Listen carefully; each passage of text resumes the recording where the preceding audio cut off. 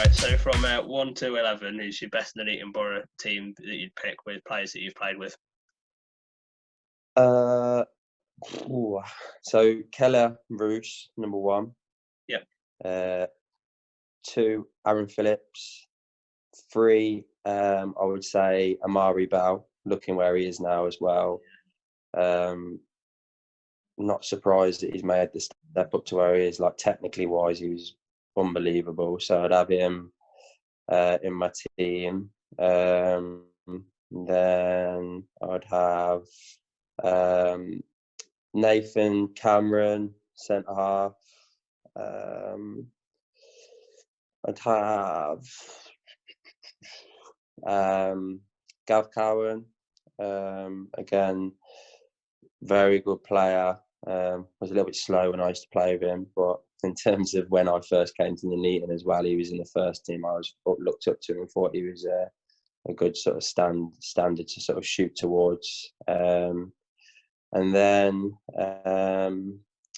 midfield, I would have Carl Storer,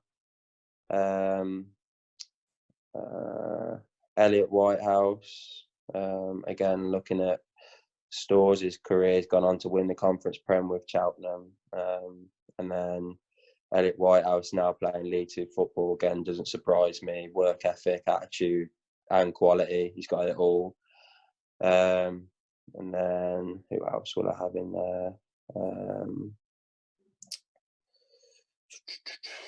I would have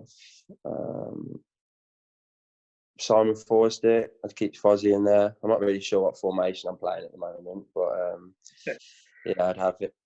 I'd have him, and then I'd have Wes York, Louis Moult, and Andy Brown. It's difficult really because there's so many players that I've got really good mates as well who I'd put in there, like your James Armsons, your Adam Walkers and stuff who've been like phenomenal players. But I'm just looking at it from a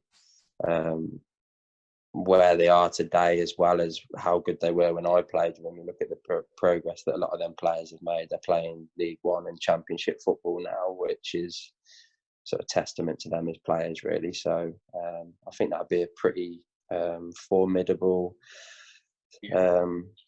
group of players, to be honest. I wouldn't want to play against them lot. Speaking of which, did you ever play with Danny Newton? I did. He came in. He didn't really hit the sort of ground running when he came in. He came and just never really. He looked like a player who didn't really know where he wanted to play. Like, did he want to play wide left? Did he want to play down the middle? What kind of player is he? He wasn't the most technically gifted player, but he had that raw, like, enthusiasm and energy about him, and he was like an angry sort of aggressive, wanted to sort of bully and be nasty towards centre halves, and he was a handful of a player, but he never really settled is probably the best way. So I don't want to be disrespectful to him. I just don't think he really settled at Nuneaton, whether he sort of clashed with the gaffer and they had different viewpoints of what was expected from each other. I don't know the ins and outs of it. But again, I think he left us and went across to Tamworth, and having played against him, he was a handful. He was a powerful boy who was just raw and just drove with the ball. Half the time he thought, does he actually know what he's doing? And he had a really good season, scored a lot of goals, and then obviously got his move to Stevenage. I actually got the opportunity to go and watch him against Coventry when Coventry were back at the Rico. I went to watch Stevenage play, and he was a handful. Even then, he was getting his shots off. He drove with the ball well, and he looked decent, to be fair. So I'm pleased that he's obviously made the step up into league football, but I know he's had a bit of a bad injury as well in the meantime, which isn't great. Yeah, I think that's something that fans have mentioned. The way that the club used to be like bringing in young talent and then making a name for themselves and then get in the step up, like Aaron Williams. He got his move to that was name of the club. Yeah, he got him and Chettle went to Peterborough, didn't he? Yeah, that's the one. Yeah, and then he came to you guys, didn't he? And then Alex Penny, he did the same for us as well. But yeah, there's quite a few players that have then made the step up, and the Borough have been like the launch pad for that sort of thing. Right, Mm. move on to the next question then. How difficult did you find it going from the Conference North to Conference Premier in 2012 to 2013? And what moment did you and the team start to believe you could stay up after a tough start? Yeah, it's difficult. I think the main thing is I've said previously is at Conference North level, Conference South level. I always think there's like a weak link in the team, or not a weak link, but like someone you can sort of play on a little bit or get at, or the consistency of players isn't maintained week on week. So there's always someone who's having an off day that you can sort of you can get at, and you go up to Conference Prem, and I think I can remember when we played Ebbsfleet, and I didn't play in that game, the first game of the season, and I'd pulled my quad in sort of the last pre-season training session, and when we turned up for that game, obviously everyone's got the names on the back of the shirt, and you think it looks like a professional game of football now, and all the players just looked like men. They didn't look like blokes that went to work who was scratching around eating whatever they could. They looked like athletes that were eating the right things, doing the right things, and they looked like a group of powerful men. And I thought, and anyway, watched the game of football, and we actually played really well from an offensive perspective, but I think we ended up losing the game 5-4, if I remember rightly. Yeah. And I watched that from the sideline thinking, they're not a great team. Like, they're not going to be the top end of this division. I think, they'll be below mid-table, and they were decent. They were good. They were a very powerful unit, and I thought this is going to be tough. And then as the season sort of developed and moved on, it was difficult, because you go away from home and you think, where am I going to get a goal from? Because it's hard to break teams down and like stuff like that. And having played that level, I've took some absolute hidings. We went to Newport away and lost 4-0.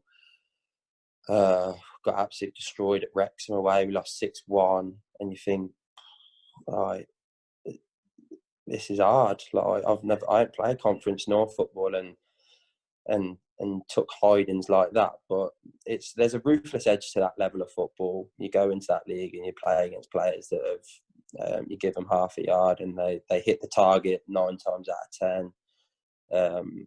Chances they should score, they do score. And then from the other end of the pitch, the defensive aspect of it, you have to do a little bit more than what you have to do in the Conference North to break these teams down, which is it's hard finding that level of quality week on week, and it's something that we sort of struggled with to start with. But like I say, we sort of found a real togetherness within the first year, definitely, to grind out and pick up results. Second year, we had an unbelievable start. And then obviously the final year was just, for me, weren't really the football club that I sort of loved and grew up with. It was just a complete and utter mess from top to bottom, really. So different story each season. We were in the Conference Prem, but to answer the question and go back to the original point, it's a really, really difficult level of football to play in. And you mentioned about how you pulled your quad in training. Do you reckon that was because the difference in the integrity of training from Conference North to Conference Premier? Full time makes a difference, 100%. Like you can look at even the Conference North this season. One of the most sort of regimented, organised teams that I've come up against is Gateshead, and they're full time, and you can see it within their patterns of play and stuff like that, and their defensive structure. We went away there and we didn't look like scoring, and and then you get to the level above and you add that sort of structure to teams and the quality as well in terms of the offensive quality, and it's difficult to sort of to match them when you're doing an hour and a half, 2 hours twice a week, and you sort of getting players for sort of 3-4 hours a week, and trying to condition them. You have to put a lot of trust as a manager into your players, that they're sort of maintaining their fitness and health and nutrition and doing their own bit in the gym in their spare time, which unfortunately a lot of players don't do. I sort of think I've always thought, been under the sort of thought that if I'm getting paid to play football, it's my responsibility to ensure that I'm in the best possible shape that I can possibly be in. So I've always sort of treated my body as if I was a full-time athlete, as a full-time football player, because I'm in the sort of luxurious position to get paid to do something semi-professionally alongside my job. I don't really take that for granted, whereas I think some people do. But then on the flip side of that, some people are more gifted than me with their feet. I rely on a lot of my attributes from a physical side to get through games of football. So it's sort of a balance of two things, really. But from a semi-professional football, I believe that you should be maintaining your fitness and getting in the gym and doing your own thing, and almost trying to be able to compete with the likes of the full-time people that are sort of sitting in the Conference Premier. And that shouldn't be really a knock-on effect to you. And I hate the thing that they're fitter than us because they're full-time like that. I hate using that as an excuse. So I've never used that as an excuse, really. Nice. It's good to actually get somebody's opinion on that, to be honest, because I've always thought, well, how do players find the switch from that sort of level? Because then you've got the jump up next to that is league football, and it's like, yeah, it's an easy excuse for people to make, mate. Unfortunately, it's always their go-to, and I don't get me wrong, like there will be an aspect to it. I think recovery is a different conversation, because recovery is important between games. If you're doing Saturday, Tuesdays and stuff like that, and you're able to sort of get a better level of recovery, I think that's definitely important. But fitness-wise, actually going into a game in terms of fitness, I don't believe that your base fitness should be that much different to a full-time team if you train as a full-time athlete within your own personal time, and everyone's got enough time to do that. You know what I mean? You've got Monday night, Wednesday night, Friday night, Sunday. Like there's another 4 days a week that you're able to do stuff in your own time. So I don't really use that as an excuse personally, but some people choose to. and looking at it, it's been about 5 years since you left the club. What have you been up to since then? Yeah, so leaving the club was difficult. It was something that I didn't want to do, and then obviously after leaving the football club, I was sort of in a bit of a limbo where I'll go next. I had a couple of offers on the table, one from Tamworth and one from Solihull. I spoke to both of those clubs.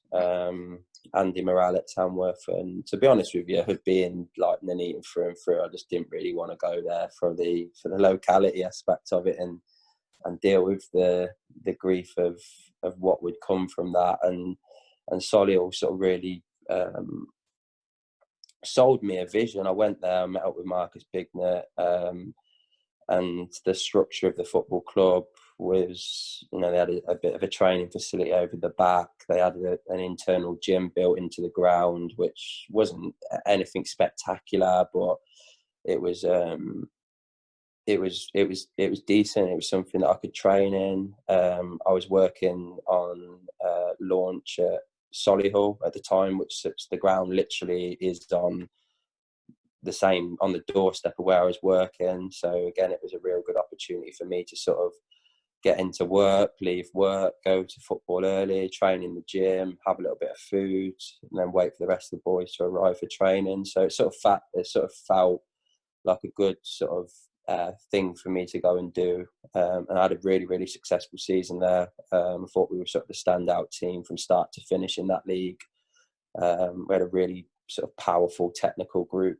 And I enjoyed it, really enjoyed it. And then I left because the gaffer came knocking. So he was probably the one person that could have sort of pulled me away from where I was after getting promoted. And people sort of say, "Oh, well, have you got any ambition? Why are you not going back into the Conference Prem?" And I actually signed for Brackley when I think they just escaped relegation from the Conference North, the same league that I'd just won. So people looked at me and thought I was mad. And then James was going, Adam Walker was going, so we were obviously all really close. So we spoke, and then I was sort of the last to go and decided to make the step across. And then since then, I've had again sort of real success, and probably been a little unfortunate not to get promoted already from the Conference North. We've been really close, playoff semi-finals, playoff finals, trip to Wembley. And then getting to pick the trophy up at Wembley as well, and I've had a real sort of successful 3.5 years there, and sort of I've really enjoyed it. And obviously working again with the gaffer is something that I wanted to do, and sort of snapped up the opportunity with both hands when it came around. And you mentioned about that moment at Wembley as well when you got to pick up the trophy.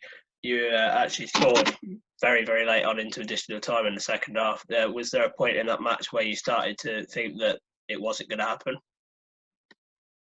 Yeah, because I think before that moment, we had real good opportunities to sort of get an equaliser, and it was, you start looking around going, oh, is something going to go in for us today? And but then at the same time, you can almost feel like the momentum building and building and building, that something was going to happen for us, and those balls going in the box, and like James missed a couple of opportunities, and it was just, they were making good blocks, and it just felt like something was going to happen when you're out. It's hard to describe, but when you're out there, it felt like something was going to happen. And fortunately it did. And then even in the penalty shootout, we looked like we were down and out, and then we came back into it. It's one of them things. I think when you're there, you need a little bit of luck. And if you looked at it, the game could have turned on its head at another point. They could have, and probably should have, scored another goal before we got our equaliser, and they didn't. And it was just a proper enjoyable day, to be honest, mate. So it's all right. My mum's just walked in. All right. So I I'm wasn't looking going at to be this. on YouTube. But yeah, so of course the stature of Wembley. Do you reckon that affected you at all going into the match, or did you just were like, "Wow, let's take this in our stride and let's play with it"? Do you know what? It's actually, without sounding like disrespectful of the occasion, because the stadium's so big and it's not full. Like, you've only got sort of one side, sort of. It's not as loud as you think. Like, it's almost like controlling your own emotion. The crowd aspect of it, to me, I just thought it wasn't that loud. It wasn't that intimidating. And when you're out there, you're probably more focused than you've ever been in any game of football in your life. So it's more about managing your own emotions and just trying to sort of be quite simplistic with your play. And for me, like, that's how I sort of manage myself. That's probably one of my, since I was a kid, my best attributes as like a semi-professional footballer is I've always been quite level-headed. I don't get too high if I make like a brilliant tackle or do something that other people sort of get around you and get all excited about in a game of football. I don't get too low if I have a bad touch or I do something wrong in a game. It's sort of just keeping yourself level and dealing with your own emotions. And that's sort of what I try to sort of say to the boys in the game: just manage your own emotions, then let your sort of feet and bodies do the talking, and just go and play football. And I thought we played really well on the day. We sort of read comments around Twitter and social media and stuff from sort of neutral fans, and they all sort of said how well they thought we played. And I thought we were due a bit of luck when it came in the end.